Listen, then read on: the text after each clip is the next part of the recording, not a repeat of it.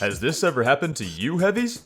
You're out on the field, in need of some medical assistance, but some unusual wearing Chad heavy is out stealing all of your medics? Well, no longer.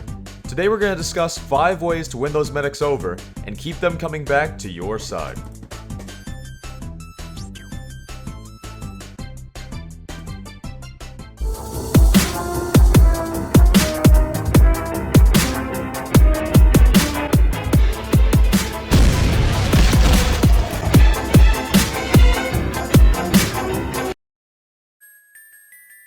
Alright, so to start this list off, number 1 is playing competently.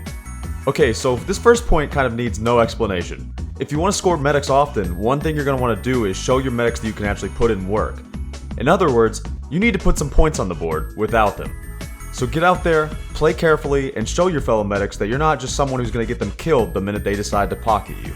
Which brings us to our second point, keeping your meds alive with sandwiches. As we all know, typically the medic's main job is to heal their team and keep everyone alive. With that being said though, a lot of the time the medic's health concerns go completely ignored by fellow teammates and people they pocket. So one way to show a medic you're serious about helping them win is to throw them sandwiches even when they're healing someone else. The medic in return will likely be so grateful that you helped them out that once whoever they're healing gets killed, you'll likely be their very next option. Once the medic is pocketing you, remember to keep this camaraderie going by throwing them lunchbox items whenever you see their health around half full or below. And one great tip for throwing sandwiches to your medics, by the way. If you're in kind of a tight situation, your medic's low on health, and you both need to run, don't turn around to try and throw your sandwich at a weaving, panicking medic.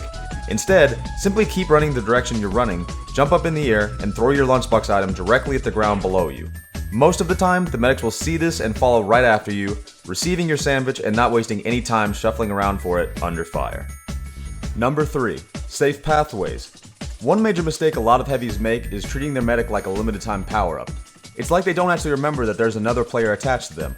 So if you're trying to be a great heavy, one thing you should learn right away is to remember that wherever you go, your medic has to be able to get there safely with you too, otherwise you'll lose them. If it helps, think of your medic almost like moving around a second ship in the game Galaga. If you're not careful where you move your first starfighter, one of your starfighters will go down. So always make sure you're taking safe routes with your medic that aren't going to put you right in the middle of the other team, unless you're packing a full Uber.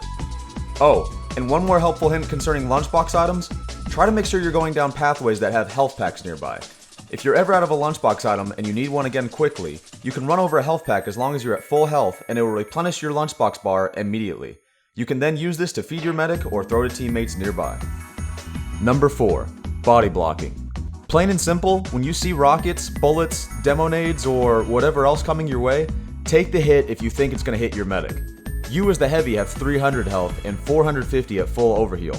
Your medic, however, well, only has 150 and 225 even at full uber.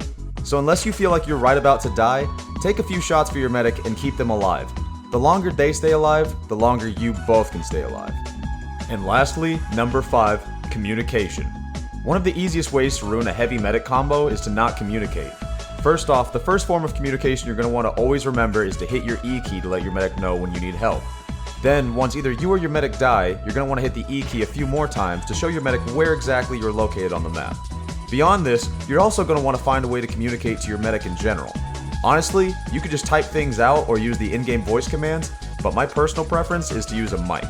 Yes, I know the cost is actual money, but honestly, headsets can be pretty cheap these days and can make a world of difference when playing in game.